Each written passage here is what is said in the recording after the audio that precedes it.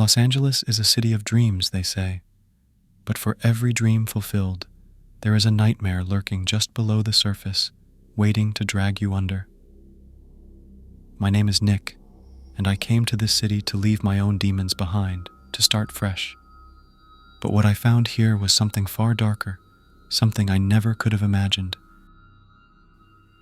It all started with a tip from James, an old friend who had been working as a private investigator in LA for years. He called me one night, his voice trembling in a way I had never heard before. James was not the type to get spooked easily.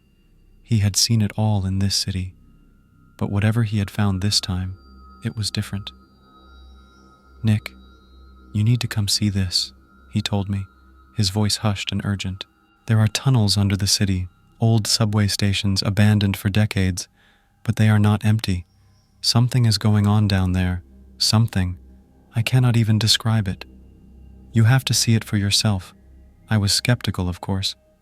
Los Angeles is full of urban legends, ghost stories, and conspiracy theories. But James had never steered me wrong before, and the fear in his voice was enough to convince me to check it out. So I met him the next night at an old crumbling movie theater in the heart of downtown. The theater was a relic from Hollywood's golden age, its once grand facade now cracked and faded. Inside, the air was thick with the smell of decay, the plush seats rotting, and the screen torn and hanging by a thread. James led me down into the basement, where we found a rusted metal door hidden behind a stack of old, dusty film reels. "This is it," he whispered, his hand shaking as he pushed the door open. "Be careful, Nick. I do not know what we are going to find down there." The tunnel beyond the door was narrow and dark, the walls lined with crumbling bricks and the floor slick with some kind of foul-smelling liquid. The air was cold and damp, a stark contrast to the warm, dry heat of the city above. As we ventured deeper, the tunnel twisted and turned, leading us further away from the world we knew. We walked in silence, the only sound the echo of our footsteps in the darkness. After what felt like hours, we came to a heavy iron door covered in strange symbols that I could not decipher. James hesitated, his hand hovering over the handle before he finally pushed it open. The room beyond was large and circular, the walls lined with flickering candles that cast eerie shadows across the floor. In the center of the room was an altar, and on the altar lay a body, bound in chains. My heart nearly stopped when I saw her face. She was the woman James had been searching for, the one who had vanished without a trace weeks ago. I stepped closer, my mind racing with questions. Who had done this? Why? But before I could examine her more closely, I heard a sound behind me, a low, guttural moan that sent a shiver down my spine. I turned just in time to see a figure emerging from the shadows, a tall, imposing man with a mask covering his face. He did not speak, did not make a sound, but I could feel the malice radiating from him. Panic surged through me, and without thinking, I turned and ran. My heart pounded in my chest as I fled back through the tunnel, the sound of the man's footsteps echoing behind me, growing closer with each passing second. I did not dare look back. I just kept running, praying that I could make it out alive. When I finally burst out of the theater and into the cool night air, I collapsed on the pavement, gasping for breath. My mind was spinning, trying to make sense of what I had just seen. The tunnels, the body, the masked man. It all felt like some kind of twisted nightmare. But this was no dream. This was real. And whatever was happening beneath the city, it was far darker than anything I could have imagined. I knew I had to go back. I had to find out what was really going on in those tunnels, who was behind it, and how deep the conspiracy went. But I also knew that if I was not careful, I might not make it out alive the next time. I could not stop thinking about what I had seen in that tunnel. The image of the woman on the altar haunted my dreams, and the memory of the masked man sent shivers down my spine every time I thought about it. I tried to push it out of my mind, to tell myself it was just a bad dream, but deep down, I knew the truth. I knew I had to go back. James was waiting for me when I returned to the surface, his face pale and drawn. He asked if I had found anything, and I told him everything. About the altar, the body, and the masked man. His expression grew more grim with each word I spoke, and when I finished, he was silent for a long time. Finally, he spoke, his voice low and tense. "It is worse than I thought," he said. "I have been hearing rumors for years, whispers about a group of powerful people, politicians, businessmen, celebrities, who have been using the tunnels for their own twisted purposes. But I never had any proof. Until now." I felt a chill run down my spine. "What do you mean, twisted purposes?" James hesitated, then glanced around as if to make sure no one was listening. "Rituals," he said finally. "Dark rituals, sacrifices. They believe they can gain power, immortality, by offering up innocent lives to something. I do not know what. But whatever it is ancient, and it is evil." The words hung in the air between us, heavy with dread. I had heard stories like this before, tales of secret societies and occult rituals, but I had always dismissed them as urban legends, the stuff of conspiracy theories. But now, after what I had seen in the tunnels, I was not so sure. James handed me a small leather-bound notebook, its pages yellowed with age. "Take this," he said. "It is a journal I found in the tunnels years ago, written by someone who was part of the group. It is full of names, dates, locations, everything you need to expose them."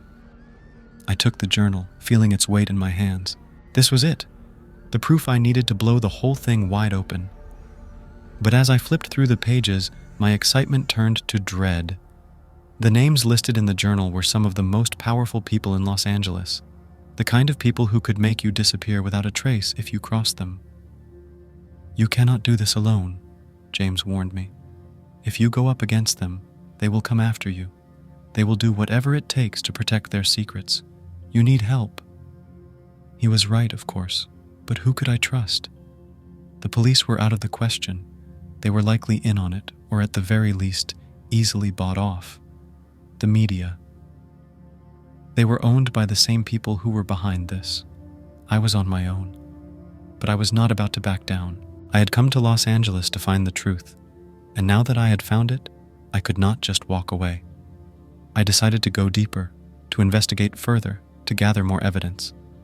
And to do that, I would have to go back into the tunnels.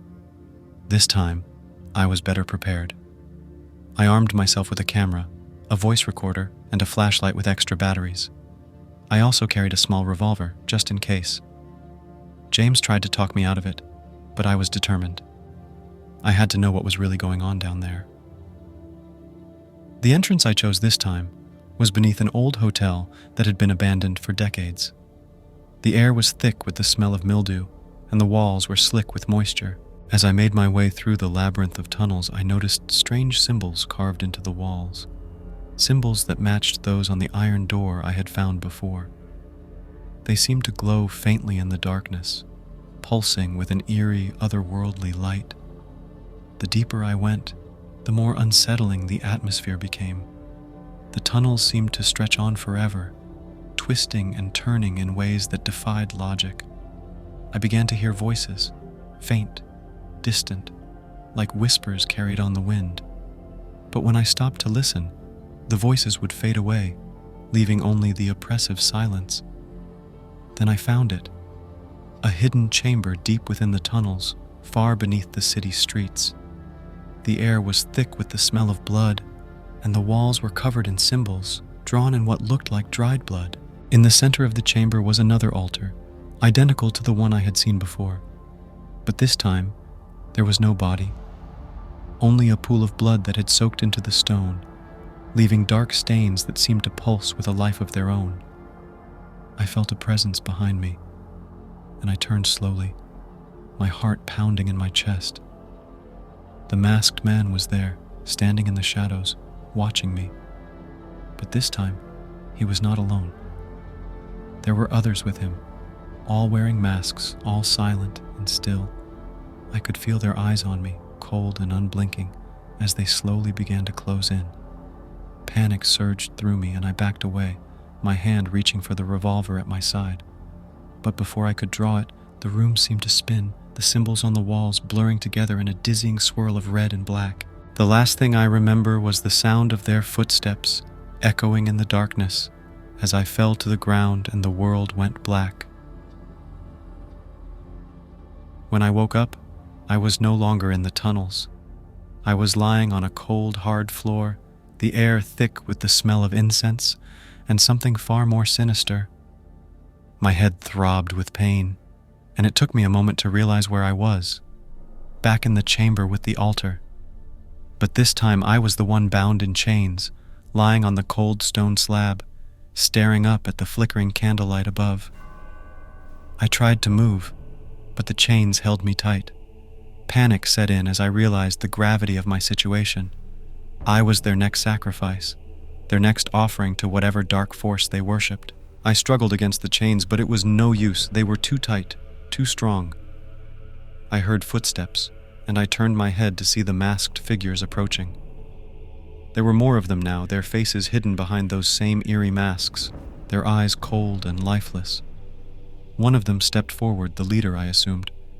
He held a long, curved blade in his hand, its edge gleaming in the candlelight. I tried to speak, to plead for my life, but my voice came out as a hoarse whisper.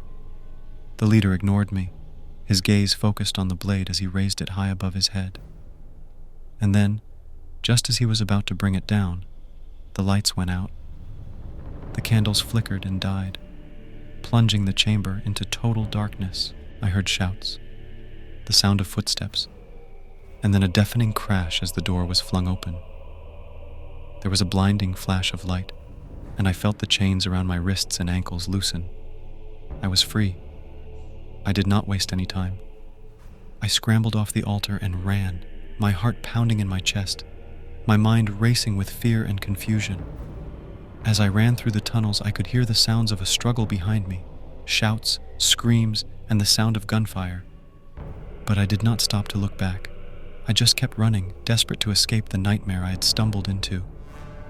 When I finally burst out of the tunnel and into the cool night air, I collapsed on the pavement, gasping for breath. My mind was spinning, trying to make sense of what had just happened. I had been seconds away from death, from becoming just another victim of whatever dark force controlled those tunnels. But something, or someone, had saved me. I never found out who it was, or how they knew I was down there. All I knew was that I had survived, but the horror of what I had seen would stay with me forever. The tunnels were real, the sacrifices were real, and the darkness that lurked beneath the city was far more terrifying than anything I could have imagined. I did not sleep for days after that night. Every time I closed my eyes, I saw the faces of those masked figures, heard the sound of their footsteps, felt the cold steel of the chains around my wrists. I knew I had to do something. I had to expose what was happening in those tunnels. But how?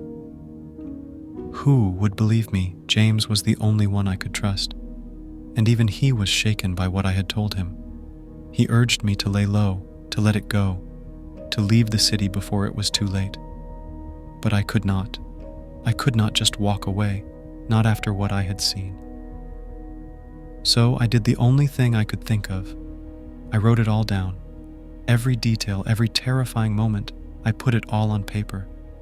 I gathered the photos I had taken, the recordings, the journal James had given me, and I sent it all to every news outlet, every journalist, every blogger I could think of. I did not care about the consequences. The truth had to come out. For weeks I waited, wondering if anyone would pick up the story.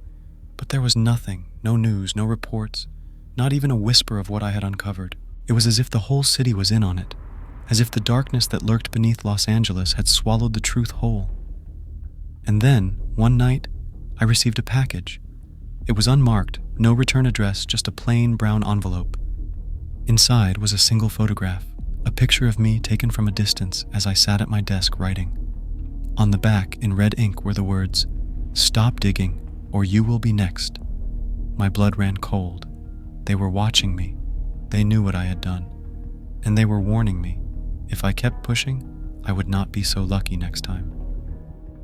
I packed my things that night and left Los Angeles. I drove for hours, not knowing where I was going, just wanting to get as far away from that city as possible. I ended up in a small town in the middle of nowhere, a place where no one knew my name, where I could disappear. But even here, in this quiet, forgotten place, I cannot escape the memories. The faces of the masked figures haunt my dreams. The symbols carved into the walls of the tunnels burn in my mind. I know that they are still out there, still performing their dark rituals, still hiding in the shadows. And I know that someday they will come for me.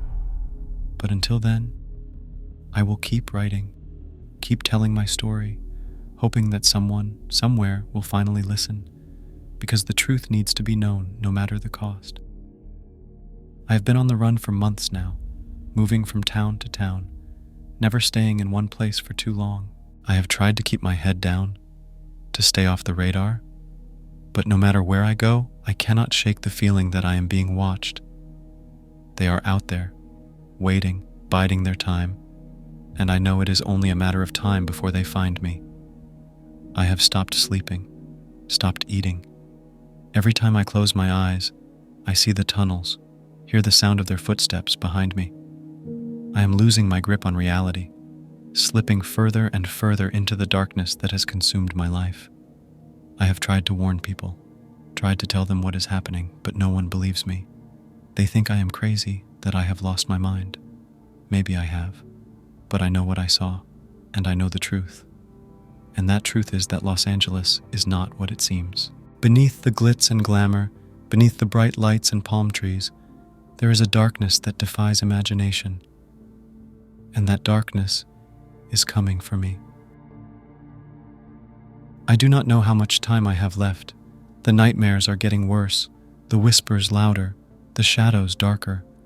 I can feel them closing in, getting closer with each passing day. I am tired, so tired. I cannot keep running, cannot keep fighting. I know that the end is near, that soon they will find me, and I will be just another victim, another sacrifice to whatever dark force they worship. But before that happens, I need to get this out, to tell my story one last time, because even if no one believes me, even if the truth never comes to light, at least I will have tried.